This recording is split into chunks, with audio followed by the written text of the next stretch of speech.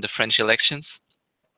So the Future of Europe working group is organizing 2 webinars together with the executive committee of FYEG to discuss the outcomes of the French presidential elections. It's fair to say that these elections are the most important ones for the European Union this year.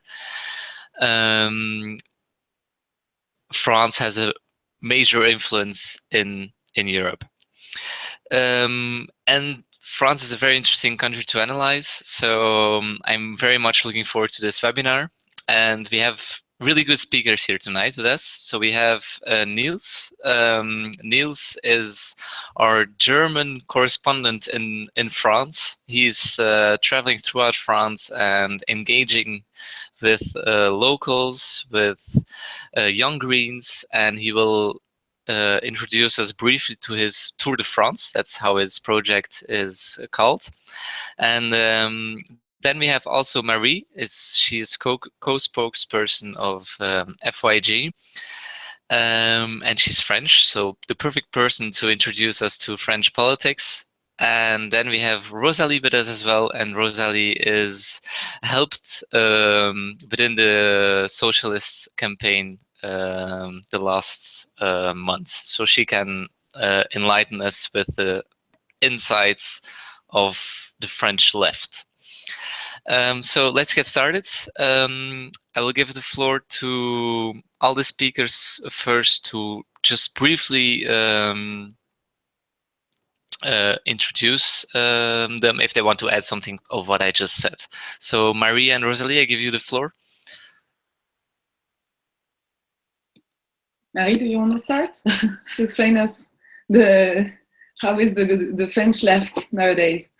So should I go into just so briefly introduce yourselves if you want to add something to what I said. No, I think you had a pretty good introduction. Okay, I'm the spokesperson of FYEG since last May, and I'm really happy to be here to introduce a little bit about our French political culture. Also. And me, so I am Rosalie, and I was a spokesperson for French Young Greens. And then starting from from last fall, I was the deputy director of Yannick Jadot's campaign, who was the candidate for presidential election for the Greens. And then finally I joined, I will explain how, the campaign of the socialist candidate as an employee. That's it. So. Hi, I'm Niels. I never was a spokesperson, but I'm honored to be in this circle. I'm FYEG activist in the Future Group of Europe, and touring France is really a thing that came to my mind a while ago, because I'm really interested in the country, and not only the beautiful landscapes, the wine, but also the politics, which are really confusing for a European from another country. So I hope this webinar will help you to sort some things out, and you're going to have the ability to ask questions at the end. So stay tuned. Okay, thanks a lot for this introduction. A few rules for tonight. So this should be an interactive webinar. So if you have questions, you can post them in the Facebook event, and I will ask them to the speakers. Please ask as many questions as you want, but keep in mind, this is just the first tour. The second tour is still in 2 weeks. So all the post-elections analysis we can make in our next webinar, which is taking place on Monday evening as well, after the second tour, which is the 8th of May, if I'm not wrong. So let's get started with the webinar. Niels, maybe you can briefly introduce us with your idea of the Tour de France, what you're exactly doing, and how people can follow you throughout this interesting journey. With pleasure. So the Tour de France is a project of our working group where I'm traveling 3 weeks to France, and France is unbelievably diverse. If you look at it from the way of a Parisian, it's only Paris and the Provence all around. But actually France is quite more. It's very different regions, from the Alps to the Mediterranean Sea to the Atlantic Ocean to the big cities. So I thought, to really get a view on what is going on in France in these weeks, I need to visit them all. And so I decided to do this tour. And I started in Strasbourg, where I lived for 8 months doing my Erasmus year, then going down to Dijon, Lyon, and Grenoble. In Grenoble, I had the pleasure to meet several city councillors of the town. It's the only big French green governed town. So there I had the occasion to meet them. I've been to the rallies of Jean-Luc Mélenchon and Benoît Hamon. Right now, my tour was pretty left-centered, so I had mostly contact with people from the French Young Green, who are nice to host me and help me organizing the tour. And I've been to these 2 rallies. I didn't visit the Front National yet because I was unfortunately quite sure that they are going to be in the 2nd round. But in the next weeks, I'm also going to get to know them and see how their rallies look like and how different they are. It was already interesting to see the differences between Jean-Luc Mélenchon and Benoît Hamon and his supporters. So seeing the total opposite is going to, well, open the eyes, I guess. And every time I'm doing stuff like that, I'm reporting about it on my blog, which is tourdefrancepresidentielle.wordpress.com. I can post the link then afterwards in the Facebook group. So if you're interested in it, what I've seen on the tour and what I'm going to see, you can just follow it. And I also report on it on Twitter. My Twitter name is @NielsRouet, and I'll also post it. So for me, the tour is pretty important to get to know not only the politics, but also the people.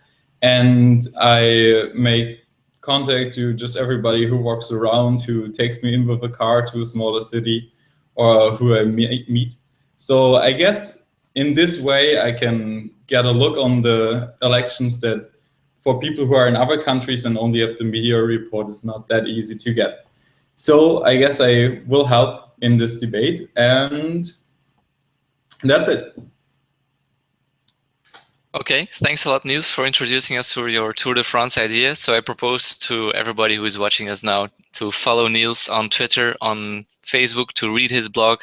It's very interesting, so stay tuned. And now let's go towards the more content-wise French politics side of this webinar. Marie, can you briefly introduce us to French politics, how the presidential elections work? And yes, just briefly introduce us. It's a difficult task, I know. Yeah, I will try to go fast, and I will try maybe to talk about different aspects of these French elections, just to give some kind of context to then the more maybe political debate we might have about what just happened and what might happen also in 15 days. So yes, just for an introduction of the French system, the president is quite important in France. It's mainly due to Charles de Gaulle, who was the first elected president in the French Republic. We had before a parliamentary system, but right now we have what we call a semi-presidential system, which means that the president has a lot of powers. Basically to remove the parliament if he wants to, or to have all rights based on some constitutional articles. So this is quite an important election in France, and this takes place every 5 years. And this is basically the most political moment, mediatic moment that we can have in France, because in between these 5 years, there is no way we can remove the president from where he is. He or she, of course, but we only had his by now. And so, yeah, we just finished, but we are continuing somehow a very political moment in France. And on the electoral agenda, another thing is that now, so the election is organized on 2 rounds, which means that in 2 weeks we will have the second round, as you introduced also, Johan.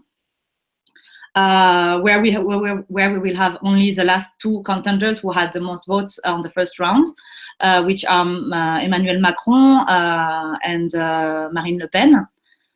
And then after this, we will have a president, but in mid-June, we will have the parliamentary elections, which are there to bring a majority or not for the elected president. And then based on this majority that will be elected in June, the president can form a government. And we are not in a system where we function on coalitions so much.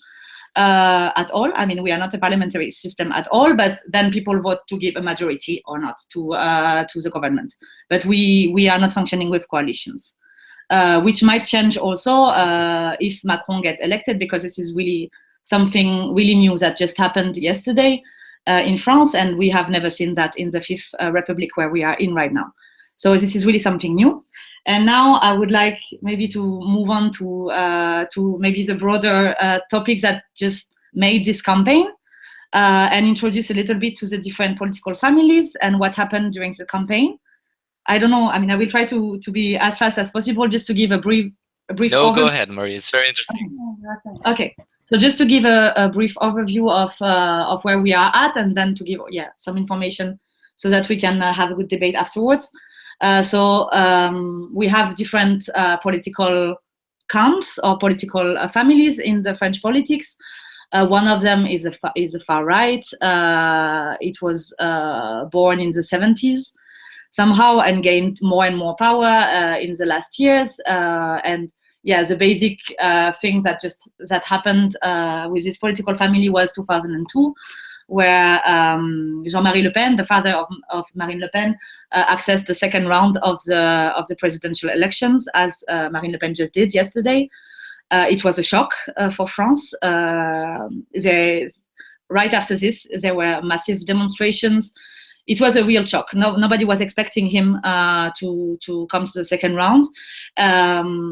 He lost with a huge defeat for him, because there was a Republican front. All the other Republican parties went in a campaign against him and for Chirac, who was at this moment against him. But since then, the Front National has changed a lot, has evolved a lot in the last 15 years. They are winning more and more votes in local elections, in European elections, etc., in regional elections, etc., etc. Here, Marine Le Pen made a really big score. It was something expected, and then it was not such a shock yesterday. But this is something big in the way that she gained 1 million votes since the last election, which is still something very important. But we have to take into account also that the Front National discourse has changed a lot with her. It's really different from her father's views, and it's really normalized in French society. She's now invited in TV shows, in radio, in everywhere, basically, where her father was not allowed, basically. There is something really changing with this, but a normalization of the Front National. Then we have, I'm going from the far right to the far left. Then we have the Republicans, who are the right-wing conservative party somehow, who are a very, rooted party in the French politics. They have been holding the presidency, but also the government for most of the years of the Fifth Republic, with big names like Chirac and Sarkozy, but now Fillon, who was a contender for the Republicans. What happened during the campaign is a basic big affairs. He has been accused of corruption and of financial fraud, basically paying his wife out of public money. So yeah, it has been the whole campaign has been really about this affaire Fillon, and yeah, it gave a big insight about French corruption, because we have quite a big problem with this, although we have a problem also to admit it. And the Republicans are also highly divided right now, and we don't really know in which direction it's going to go for this traditional party. Then we have the Socialist Party, which Rosalie will talk a bit more about. but who are also experiencing a crisis. They are also a really traditional party in French politics.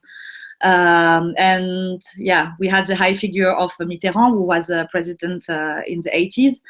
Hollande was elected in 2012 with big hopes, because he was the first socialist, so left president since Mitterrand, and unfortunately didn't really achieve the hopes of all the people who voted for him. And but I guess, yeah, Rosalie will talk more about this all. And so this is a really difficult situation for the Socialist Party right now, because there are big dissensions between within the party itself.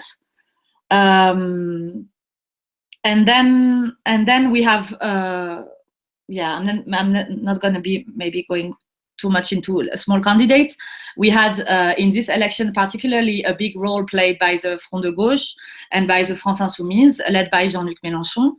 It raised a lot of hope for many young people, especially, but yeah, also lots of progressive people who had voted for Hollande in 2012 and who were really disappointed by the mandate, by the 5 years that just happened, and who voted for Mélenchon, especially as he adapted a lot of ideas, like ecologist ideas and democratic changes for France. So he attracted lots of people, and he made it on the 4th place for these French elections. Also, there was a lot of hope around him. And then, of course, Emmanuel Macron, who is a bit of a ovni of French politics. For the first time, Emmanuel Macron was part of the Hollande, so the socialist government. But yeah, he positioned himself outside of the two main political parties, so of the Republicans and Socialists, and is defending a liberal line on societal issues, but also on economical issues. And although it might be quite normal in other European countries to have liberals as a political party, it's really new for us. We never had liberals in France, and now they are on the second round, and probably Macron will be winning the election. I mean, we can talk about it later, but yeah, it's really something new, and it's someone we didn't know since we know only for 2 years basically. So it's really something particular that is happening now. And I guess I should go a bit shorter. Do you want to discuss the smaller candidates as well, or? I don't know if there is a need. I mean, just really fast, we always have small candidates. Here we had 11 candidates for the presidential elections. The only the only way you can become, the only need you have to become a presidential candidate is to have 500 signatures from mayors or elected people. So it's not that easy, but people are looking for that years in advance, and so they get their 500 signatures. So we had quite a number of small candidates who were not supported by big political parties, etc. We always have extreme left candidates like Trotskyists, like Philippe Poutou or Nathalie Arthaud were in this election. They never make it more than 2%, but it's really important for them so that they can benefit from the electoral law, basically, and spread their message. And we also have some candidatures from the extreme right or the more sovereignist, more patriotic parties. But yes, in general, they are not determinant. One thing that is determinant here is that we had no green candidate, but Rosalie will again talk about this, why we had no green candidate in this election. And yeah, it was due to a very particular context. And just some really few things, and then I stop. Sorry. I just wanted to talk also about the kind of political topics and the main things that made this campaign. And as I mentioned before, I think there is a new divide that is happening in French society, which is really based on the traditional left and right. But right now we have had during this election a new divide between protectionism and globalism in a more general way. And this was something that was really shown by the campaign of Mélenchon, for example, or Marine Le Pen, against the vision that can be defended, for example, by Macron.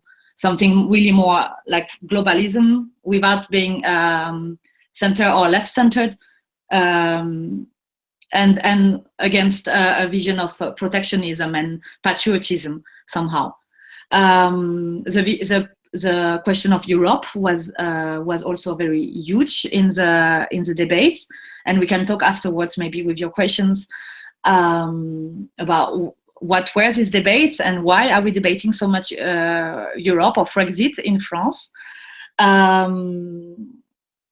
And yes, the polls were influencing a lot the campaign, and it has been a very huge debate, but I guess this is happening in every society nowadays, but this has been very difficult to tackle. And the issue of corruption, of course, that the affairs maybe of François Fillon or of Marine Le Pen have been basically taking over all the media attention during this campaign, and it was really difficult to talk about topical issues and measures that we would like to push as political measures for a better future for society, basically. So yeah, I'm done. And Okay, I'm happy perfect. Thanks a lot, Marie, for this brief introduction to French politics. For the ones who just joined, just quickly again the rules, so you can ask every question you want on the Facebook event, but you can also ask them in the YouTube chat if at least you're subscribed to YouTube. So, as again, we are discussing here the outcomes of the first of the French presidential elections.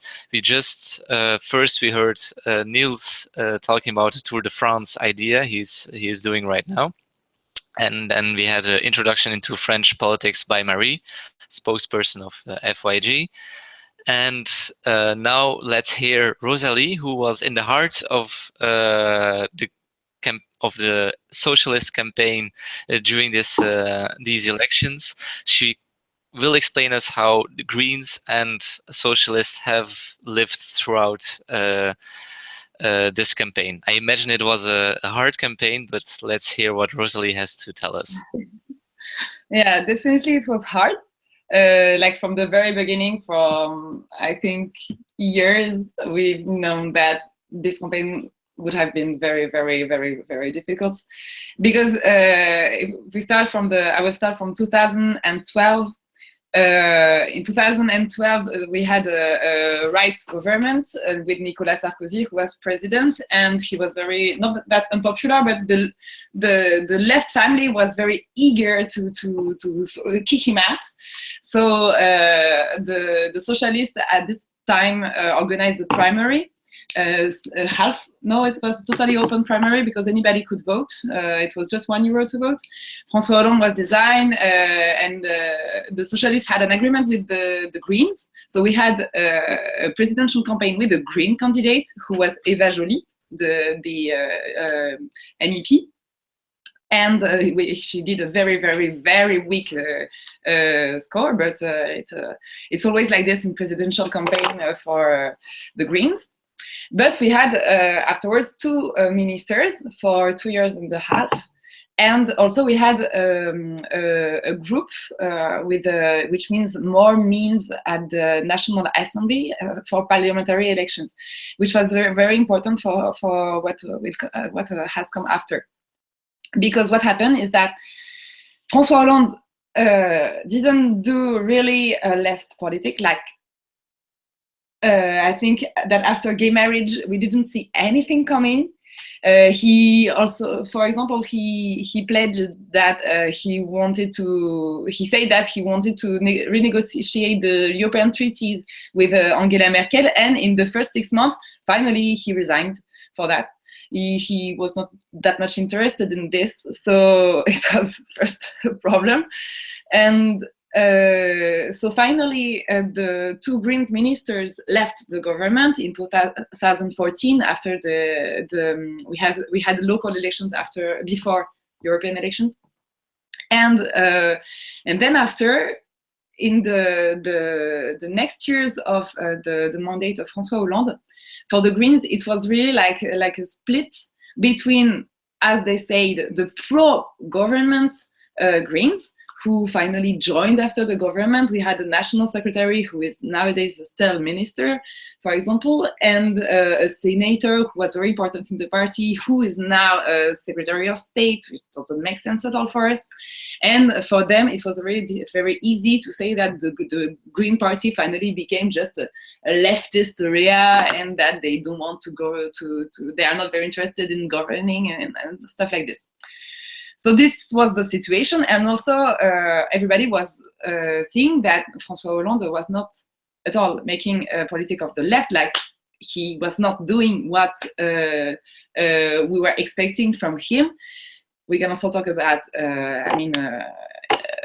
we maybe should not have been that much surprised of this, but anyway, he was a socialist and he was elected for this. So anyway.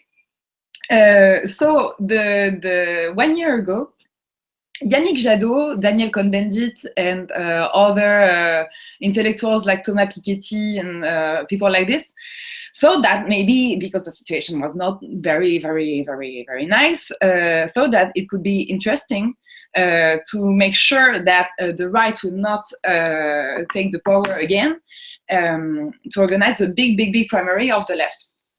And from the very beginning, the Socialist Party was within the discussions, but not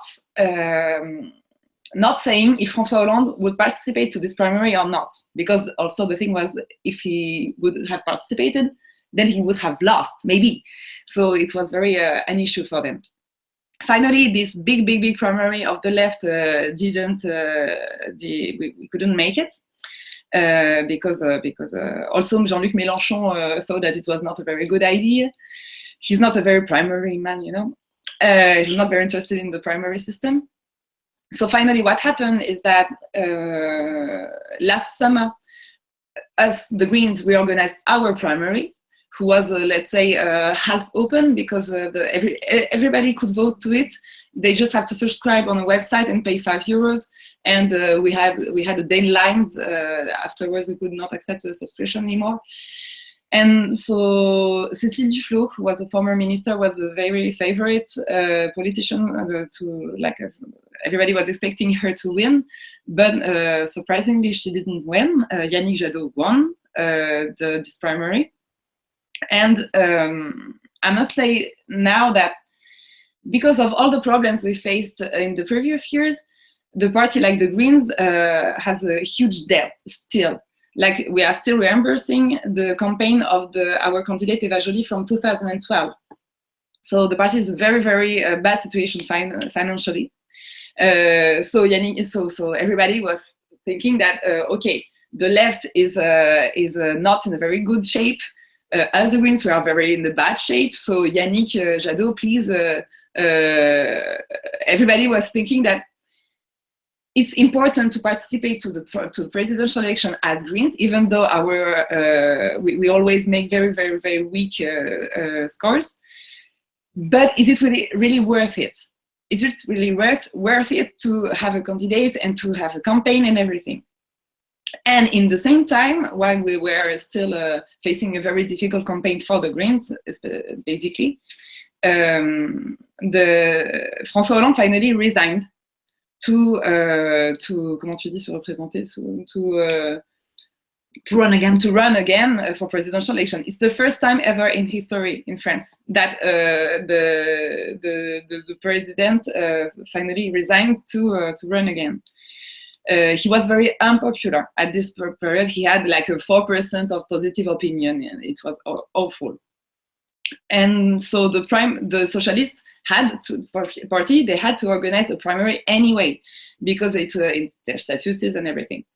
So the primary took place in January, in the end of January, which was very late, because the election was just yesterday, in the end of April, so only 3 months of campaign. It's very short. And it was also, surprisingly, the guy who won this primary is Benoît Hamon. And Benoît Hamon left the government of François Hollande the same year than the Greens. In 2014, he was, how to say, not the challenger, but we call it frondeur, which means that he disagreed and with the line of his party, and he wanted people to know about it, and so he wanted something else and everything. But he was still at the Socialist Party. He was very in the building a strong minority within the Socialists. His challenger, Manuel Valls, who was the former prime minister, so lost. And at this moment, what happened is that it was like the socialists went on holidays, really. Manuel Valls actually went on holidays. I can't remember on which island. He was very tanned. And Benoît Hamon was very alone, I must say, to run his campaign. Above that, Emmanuel Macron was the former financial minister. He's not socialist. I mean that he's not activist in the Socialist Party, but he was minister of a socialist government. So the socialist heads absolutely agreed with him on almost everything. So finally, what happened is that a lot of very important figures of the Socialist Party said day after day that Benoît Hamon was maybe not making a good campaign, that they disagreed on a lot of things with him, and that Emmanuel Macron could very be interesting, and that finally maybe they will vote for Emmanuel Macron, and everything. Every single day we heard something like this. So to me, the Socialist Party really broke Benoît Hamon campaign as much as they can, really. This is in my opinion. And so but also the other thing that happened is that Benoît Hamon was the winner of the primary of the Socialists, and he had a very, very interesting project about green topics. So Yannick Jadot was making a difficult campaign, and everybody saw that, oh, the Socialist Party, who will for sure be at the second round of the election, is talking finally about green topics. So he's not of the Greens, but he says the same things than us. He says exactly the same thing that we are saying for years. So is it really worth it for us to make our own campaign? And what happened is that we organized a vote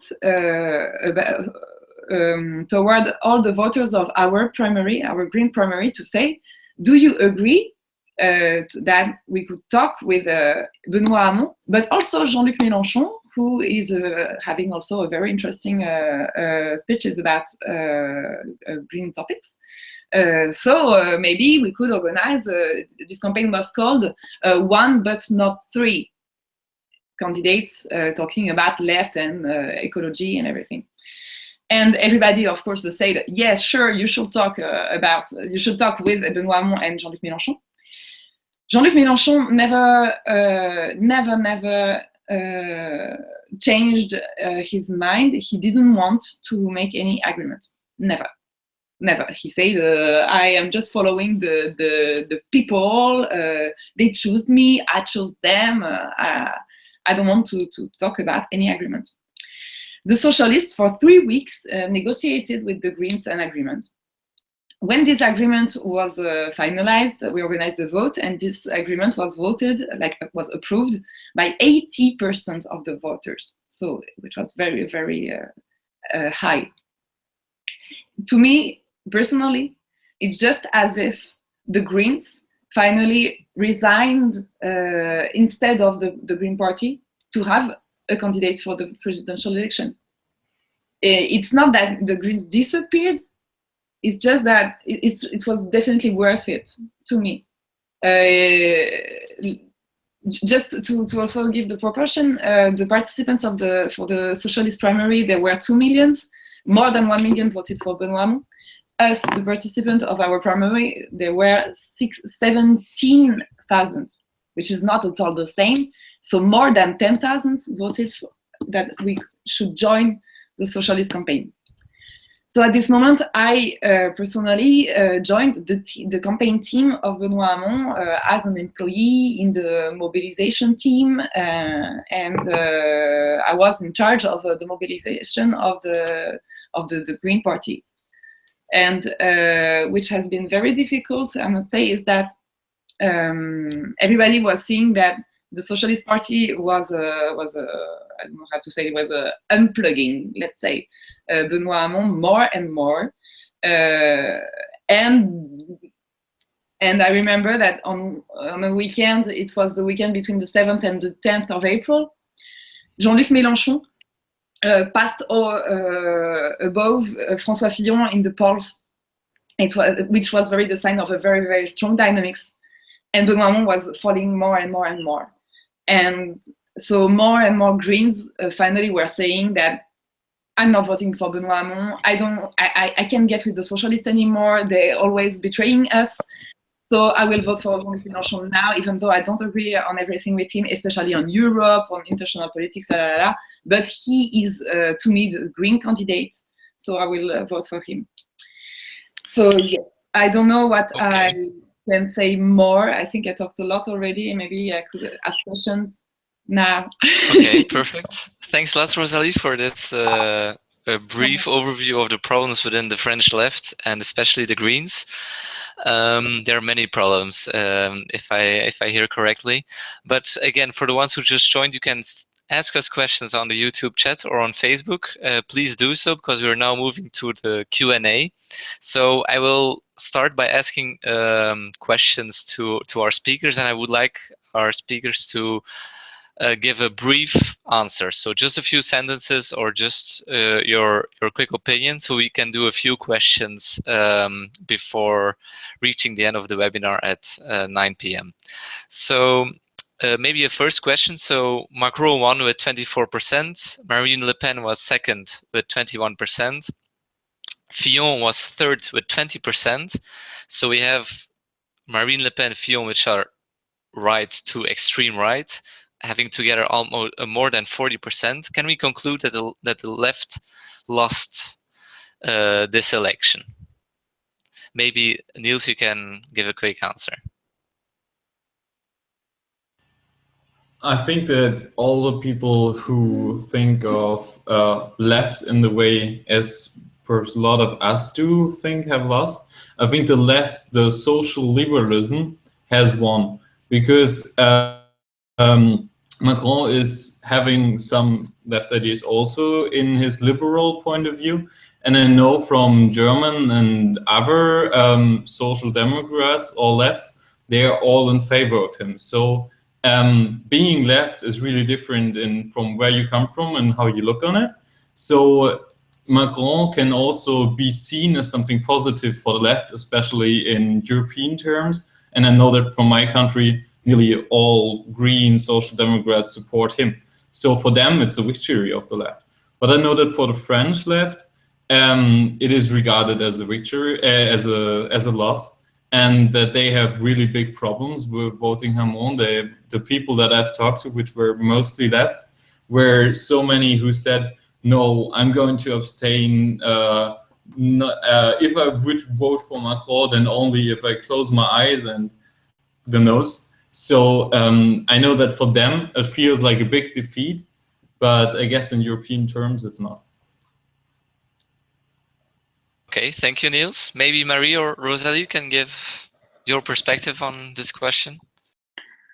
Well, I think this is the hardest question you can have.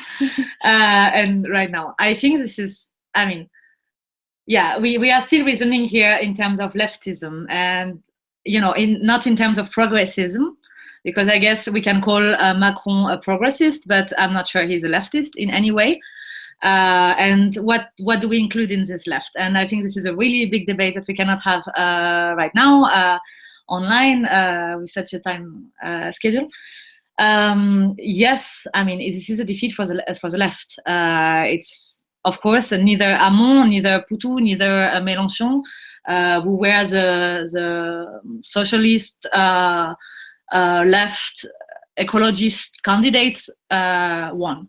They and there was really a big hope around it, just because we had this 5 years of non-left presidency by Hollande, and there was this kind of big hope within the progressive camp that this could change, and that we could show what a left government is and what a progressive government is, what ecologist and green government can be also. So there was this big hope, and we failed. We failed based on division.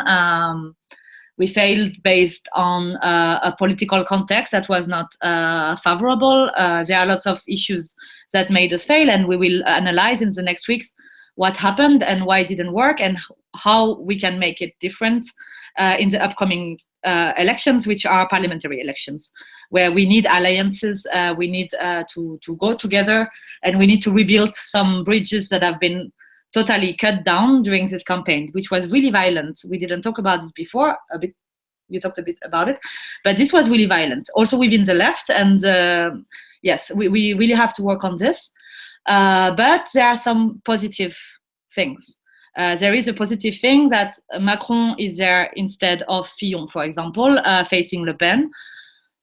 We are not, I'm not a big fan of Macron and of liberal politics in general, especially on the economical side. But this is good news. I mean, if we had Fillon, who was a way more conservative politician, it would have been really difficult to mobilize around it. It will still be very difficult to mobilize around Macron, especially in the left, and we have to take it into account. But yeah, he's... That was my next question. Yeah, he's someone open. And just to finish, it's still a good news also because for the first time, we had two presidential candidates who pushed for green issues, green and really social issues. And they were not only a green candidate as we had before. We always had a green candidate who was pushing for green stuff, for climate, ambitious policies, etc. For the first time, we had someone from the far left, Mélenchon, and someone representing the Socialist Party, one of the biggest institutional party in France, who was really pushing for a green transition. And this is huge in terms of winning the cultural battle. And this is where there is something positive I would take out of this campaign, also in the future around some kind of alliance that can happen in the past. It's something positive, although we lost, but yeah. Sorry for being long all the time. No problem at all. It was a very both answers were very nuanced and critical, which is very good. Rosalie, do you want to add anything to both answers, or? To me, it's very interesting because what happened on the left side, let's say, because as Marie said, for us Greens, I mean, we won a lot of things because like now you cannot be on the left side without saying that you are in favor of nuclear plant, for example. It's impossible. Also about the food, about agriculture, about economics and everything. It's like our project is everywhere on the left now. Okay, it doesn't bring vote anymore. Like we are very used to that it doesn't bring vote, but anyway. And but to me, I would like to talk about Europe and Emmanuel Macron and Mélenchon, because for us as Greens, like we cannot imagine to implement any green politics outside of the European frame, let's say. Of course, we are very critical toward the European Union as it is like currently. And we are very weak to change it from the inside, like with our small MEPs and everything. Of course, and Jean-Luc Mélenchon is totally aware of this, so he says that I'm not. He doesn't say that he's in favor of or against European Union. He says that he wants to totally renegotiate the treaties, which is, I think, very pragmatic because France has maybe the power to try to negotiate this. But he says also that he has a very, very strange relation, I'm sorry, it's personal, but with Angela Merkel. He wrote a book about this, about how the role of Germany in Europe is very strange to me. And he's not, he's like, it's very difficult to say if he really wants to change that or not. That's why he says that he has the first plan to renegotiate the treaties and to make a new Europe of the nations and everything. He always says that, like, it's the same for the Sixth Republic, because he and France were in the Fifth Republic, which is very criticable. And he says that he wants to organize a big vote with everybody and stuff like this, but we don't know why and the frame that will come after and everything. So it's almost the same with Europe, in my opinion. And so he said that this is his first plan, and his second plan is to get out of the European Union. That's it. And so us as Greens and the socialists with us say, okay, Jean-Luc, that's nice, but how do you want to implement your green politics outside of the European Union? It doesn't make any sense. And he says, oh, come on, you'll see, and everything. Anyway. And so in this case, very few, but we cannot totally kick them out of the discussion.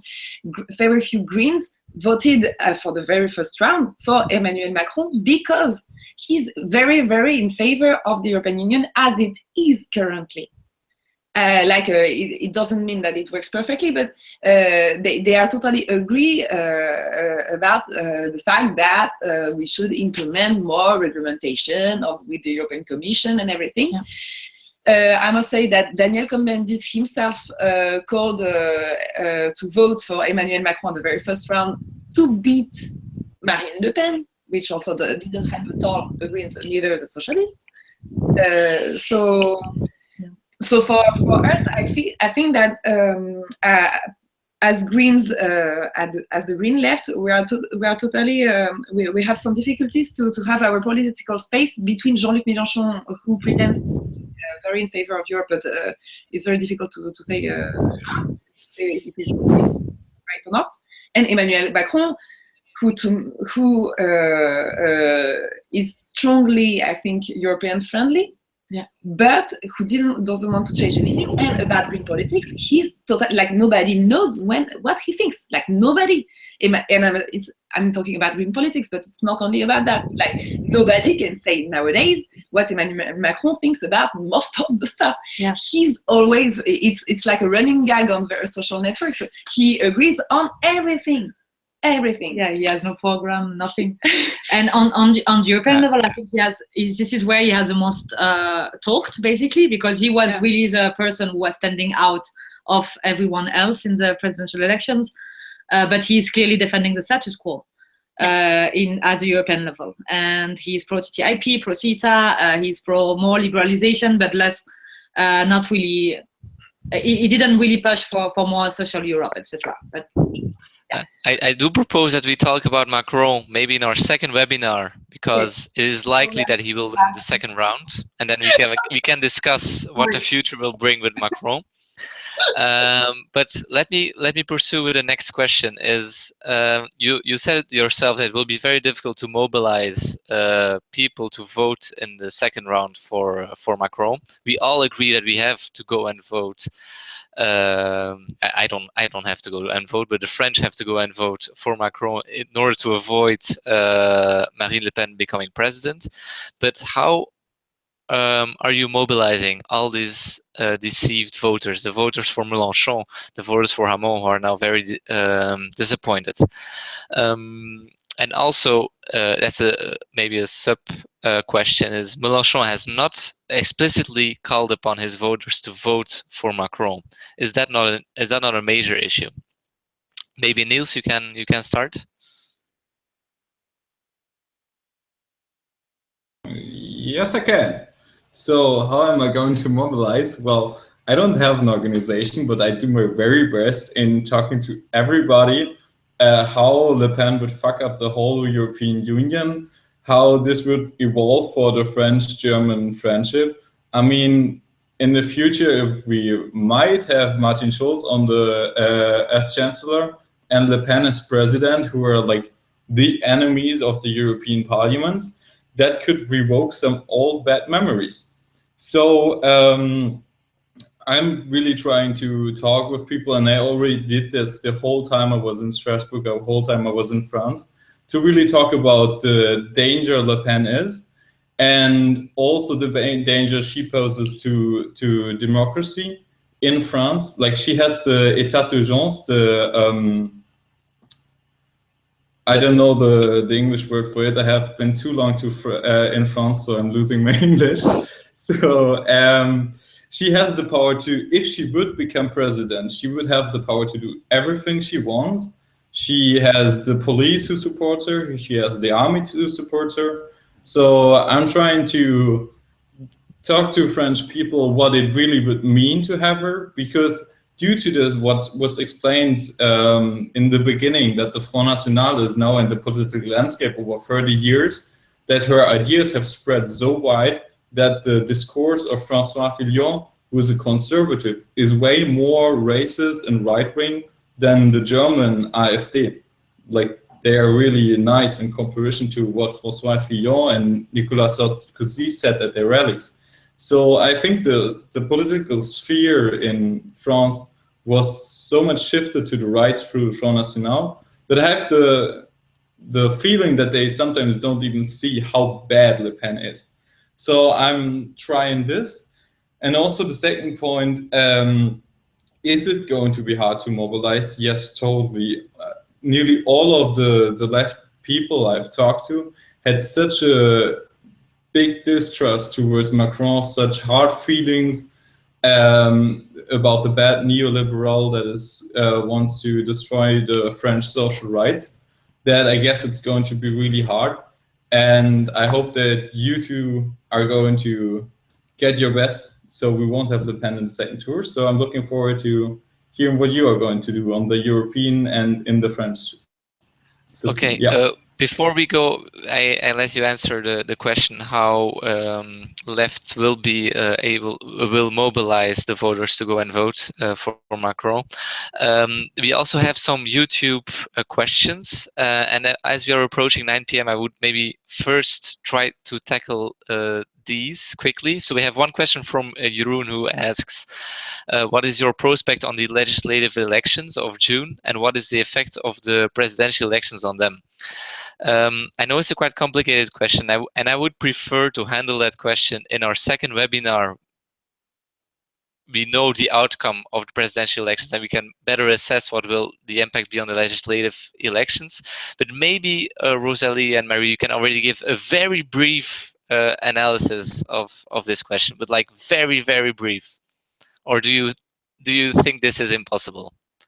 One of you both. On the question of parliamentary elections, right? Or Macron? We don't hear you. Oh, yes. So yeah, on the parliamentary elections, okay, after the presidential elections. I can do it.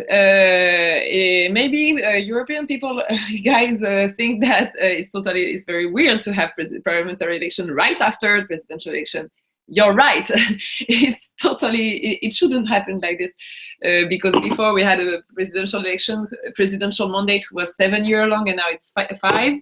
And at the beginning of, I can't remember which Monday, the president decided to organize new parliamentary election, and now the agenda is like this, which is totally stupid, and it has to be changed really, because the consequence is that people vote, generally speaking, the same for presidential election and for the parliamentary election. So like we have now a very strong perspective of what will happen for the parliamentary election. So of course the reality is not the same depending on the place in France, but still you have big tendencies. I agree. I think in this case, though, it might be a bit more unique, more particular in the way that usually we had either a socialist president or either a Republican president. In this case, it will be neither of them. If Le Pen wins, she will never get a majority, to be for sure. If Macron wins, it will be also really hard for him to get a majority. He doesn't even have a political party behind him. And as he doesn't have a program either, it's going to be very hard for him to kind of pick with whom he's going to be working in the parliament. Who's going That's also a positive point, if I understand correctly. If you have no program, you can better ad hoc. No, of course, you can build a coalition. ad hoc coalition, but this is something we never know about. I mean, this is something that is really new for us. We don't do that in France. No, we're not doing this. Normally, you are elected over a program, etc. But there's always a first time. Yeah, of course. So we are going to try out. But what is important to say just now is that the Republicans are the most armed, I mean, the most powerful right now to win the parliamentary elections. So the most probable that might happen is that they have a really big party, and they are in alternance with François Hollande, and even though François Fillon fucked it up with his financial affairs, the party is still somehow strong, and he has quite big chances to make big damage at the parliamentary elections. And now we already have some names of who the prime minister, so the head of the government of Macron could be.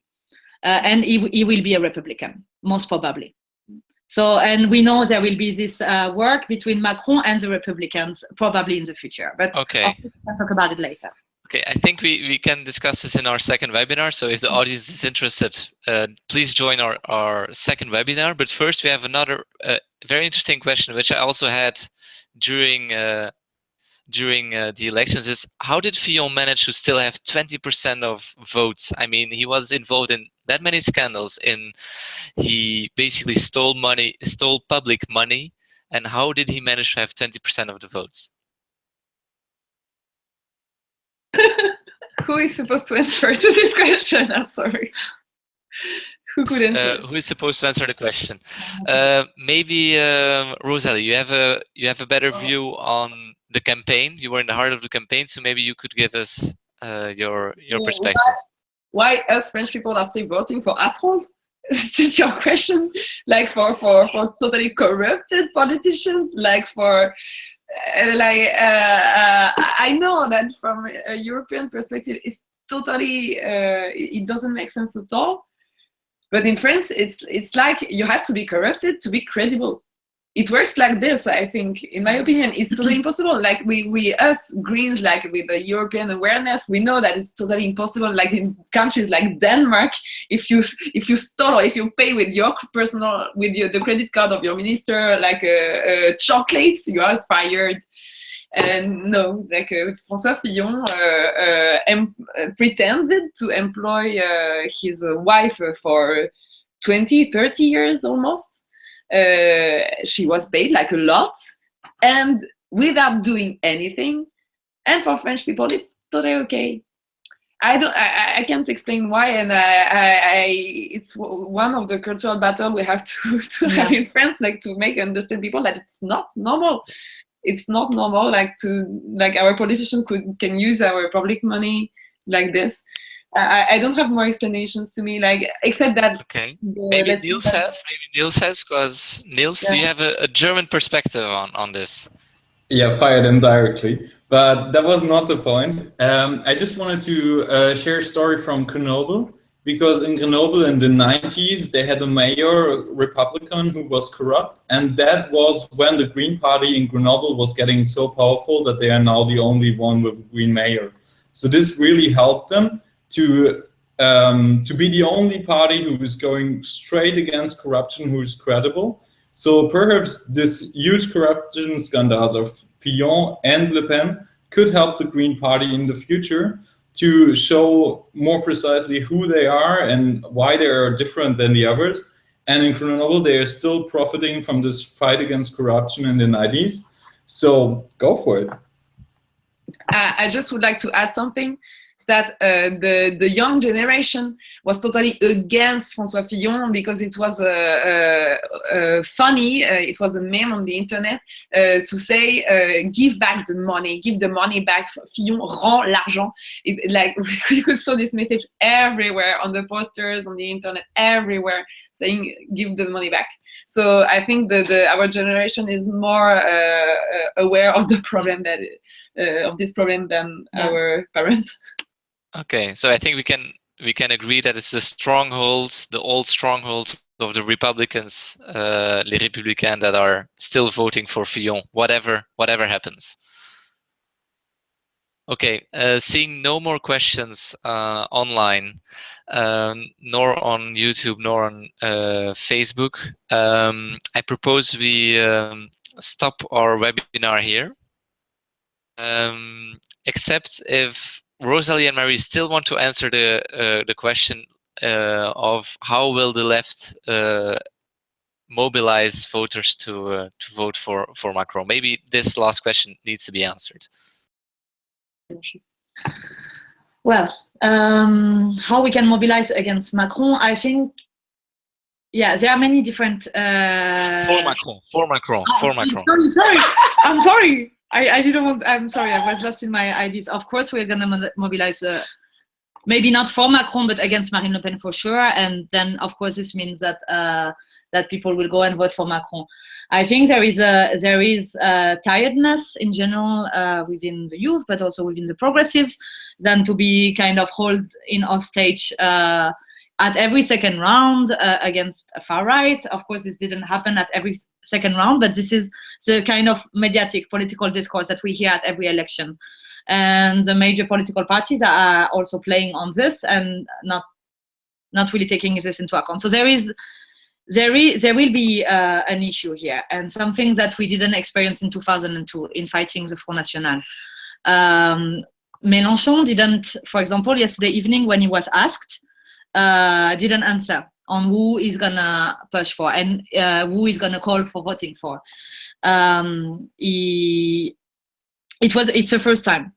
Mélenchon in 2012 or in 2002 was really strong against the Front National, and he's always been campaigning against it.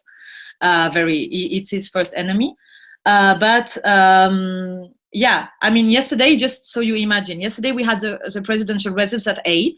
I mean, it was not the final results, but we kind of knew at 8 which were the finalists for the presidential elections. In less than 1 hour, maybe, all of the candidates had to express that they will vote for Macron against Le Pen.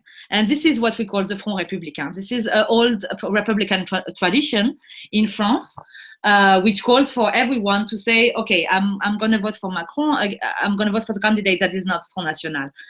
I think this division is more and more hard to make in what is Republicans, what is not, why Marine Le Pen is not Republican and why Macron is, or why Fillon is, or I don't know.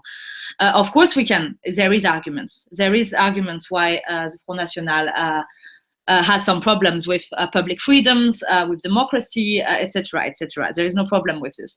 But I think for more and more people, it's harder to see the difference.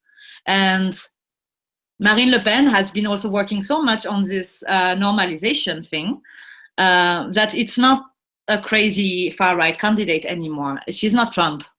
She's someone who is not saying bullshit all the time and who is not openly racist or xenophobic. She's not openly like this. A lot of our supporters are, and there is lots of, it's really dangerous to have her in power for sure.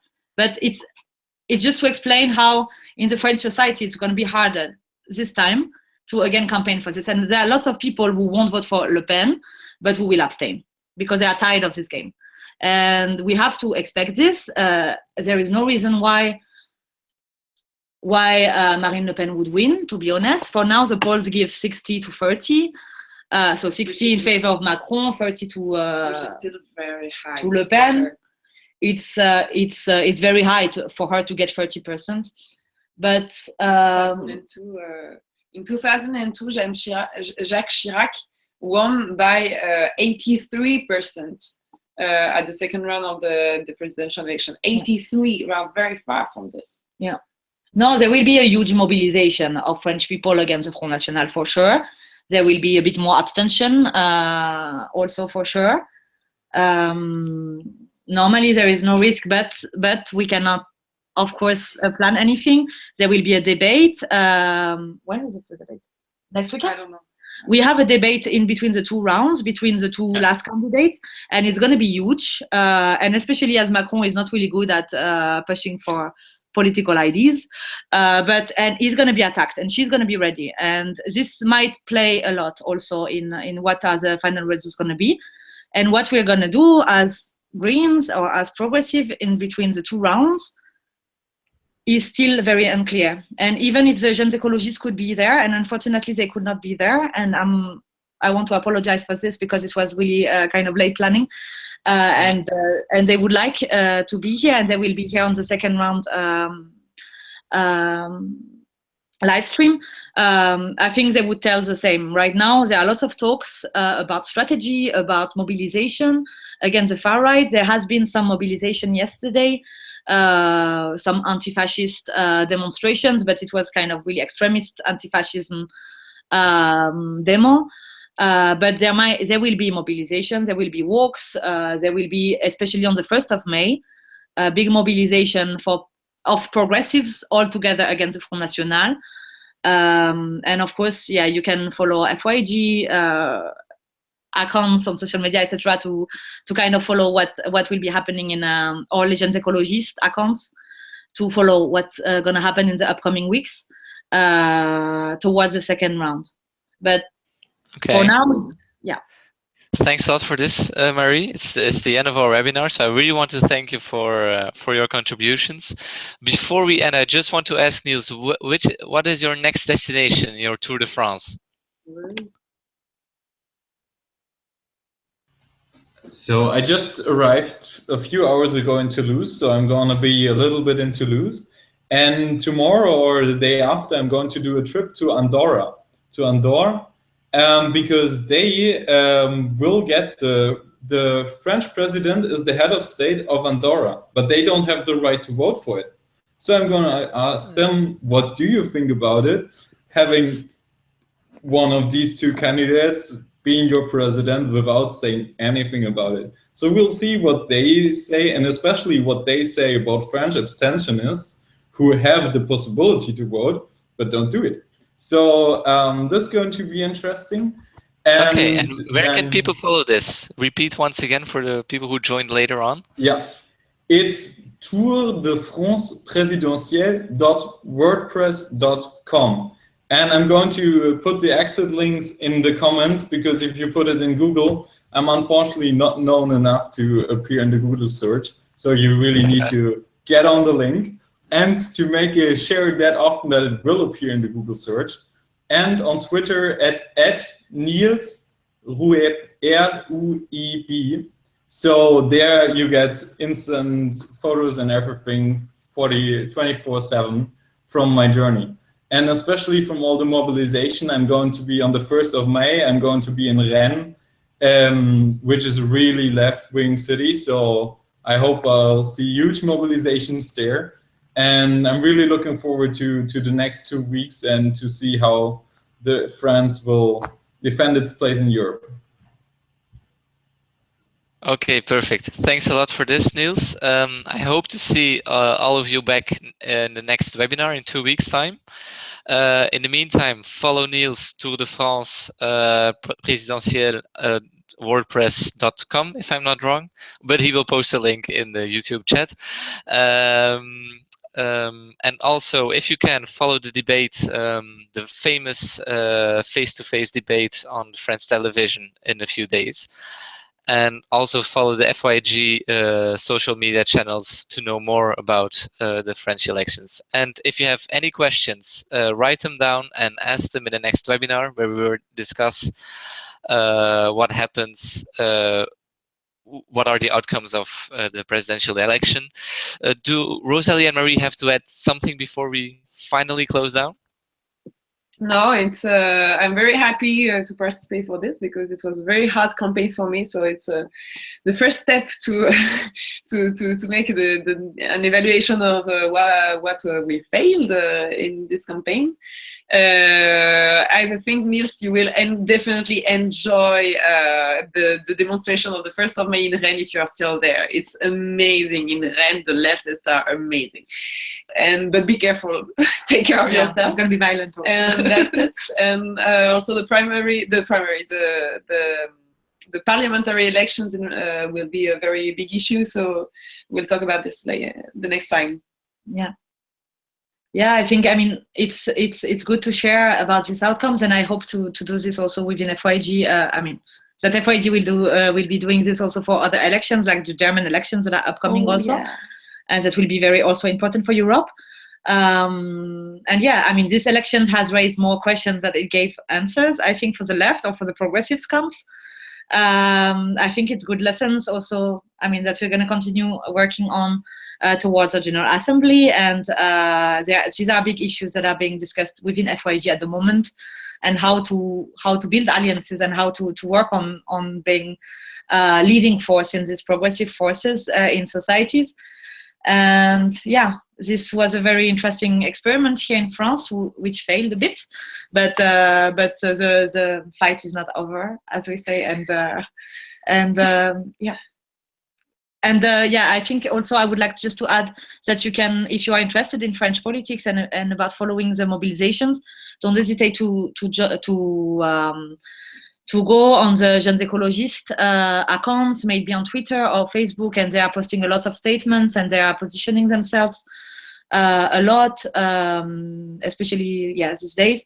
And if you are interested in these issues, don't hesitate to contact us or the Jeunes Écologistes for having more information, of course. Okay, perfect. Thank you very much for these closing remarks. And yes, the Future of Europe Working Group will make sure that there will be more webinars after major elections in Europe. So this project will continue. So see you all next time for the second webinar about French elections. Hope you enjoyed it. Write your questions down for next time and follow the Tour de France of our speaker, Niels. Thank you very much. And bye. Thank you.